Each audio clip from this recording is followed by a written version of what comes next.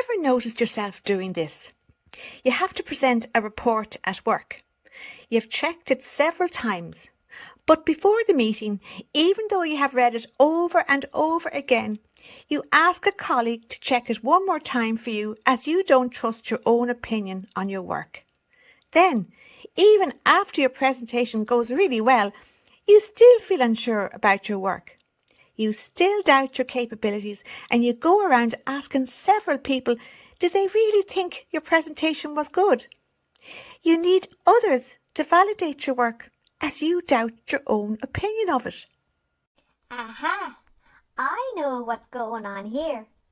This sounds like the third bad message, and it is, don't trust your feelings or your instincts.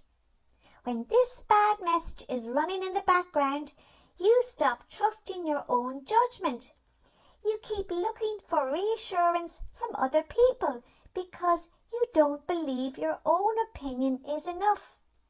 You end up going through life constantly doubting yourself. So how does this happen?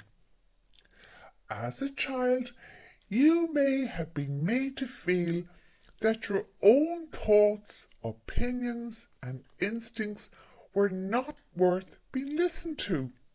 Perhaps you were told, you're imagining things. Or you were told, stop making things up.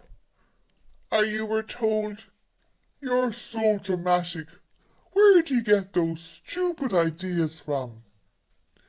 Or perhaps you were constantly corrected until you stopped believing your own opinions and judgments. You grew up with your thoughts and feelings being dismissed or criticised. And what was the result of all this? You ended up learning the third bad message, and it is, don't trust your feelings and don't trust your instincts.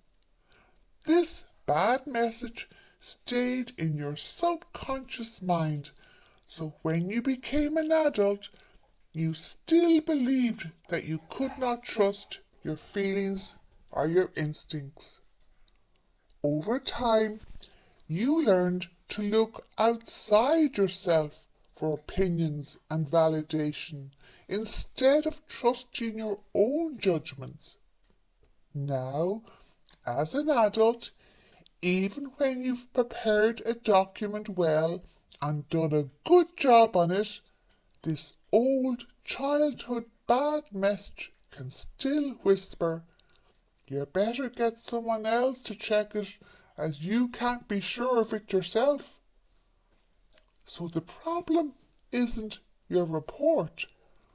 The problem is that your childhood taught you not to be able to trust your own opinion of it. And how do we deal with this? We use nip and flip. This is how you nip.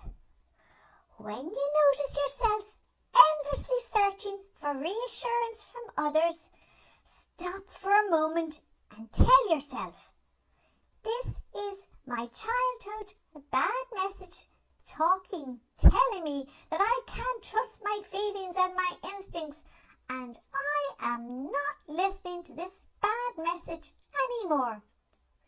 You stop the bad message landing. You don't let that inability to trust your own opinions sneak in.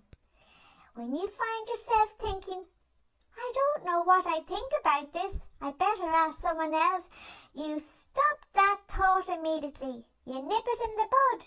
You don't let it in the door. You don't let it land. You don't entertain it. And then you use flip. And this is how you flip. You tell yourself, I produce good work and I can trust my own judgments on my work. I don't have to rely on others to validate my work.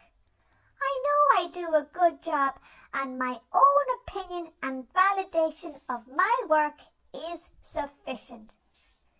The The more you practice catching that old bad message, the less control it has over you. The more you practice nip and flip, the more you retrain your brain to believe that you can trust your own feelings and your own instincts. Yes, it takes time for nip and flip to retrain the brain, but this happens with lots and lots of practice, and it does work. Now, if this feels familiar, liking and subscribing helps YouTube show this video to other people who may need to see it.